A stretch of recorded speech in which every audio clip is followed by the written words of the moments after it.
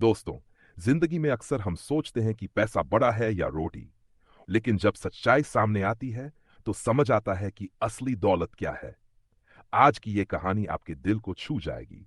तो आपसे गुजारिश है कि चैनल यस स्टोरी ऑफिशियल को जरूर सब्सक्राइब करें और इस वीडियो को प्यार दें।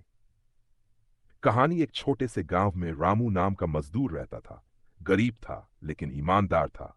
उसकी सबसे बड़ी दौलत उसका परिवार था, पत्नी और दो छोटे छोटे बच्चे।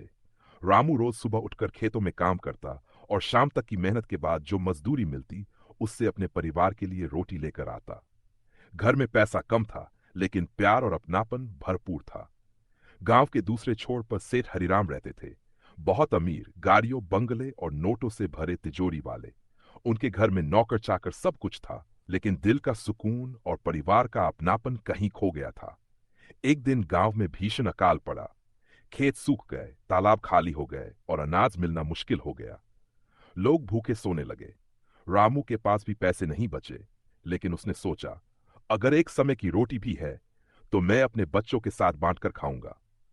उसकी पत्नी ने आंसुओं से भीगी रोटी बनाई, लेकिन जब उसने देखा कि पड़ोस की बूढ़ी मां भूखी बैठी है तो उसने वही रोटी उनके हाथ में रख दी।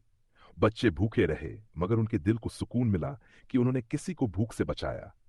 उधर सेठ हरिराम के पास अनाज से भरे गोदाम थे, लेकिन उन्होंने दरवाजे बंद कर लिए। नौकरों को आदेश दिया कि किसी को एक दाना मत देना, लेकिन किस्मत को कुछ और ही मंजूर था। गोदाम में रखा सारा अनाज बारिश में भीगकर सड़ गया। अब सेठ के पास पैसा तो था, लेकिन खाने को रोटी नहीं। भूख से परेशान होकर सेठ हरिराम रामू के घर पहुंचे। आंखों में आंसू लेकर बोले, भाई, मेरे पास लाखों रुपए हैं, गहने हैं, लेकिन एक रोटी नहीं है। मुझे पैसे नहीं चाहिए, बस थोड़ी सी रोटी दे दो। रामू ने मुस्कुराकर कहा, सेठ जी, रोटी बड़ी है या पैसा, आज आप खुद समझ गए। रोटी बिना पैसा बेकार है। उस दिन पूरे गांव ने देखा कि असली अमीर वही है जिसके पास बांटने लायक रोटी और दूसरों के लिए दया भरा दिल है। निष्कर्ष दोस्तों, यह कहानी हमें सिखाती है कि पैसा जरूरी है, लेकिन रोटी सबसे बड़ी है। पैसा सिर्फ साधन है, जबकि रोटी जीवन का आधार है। और सबसे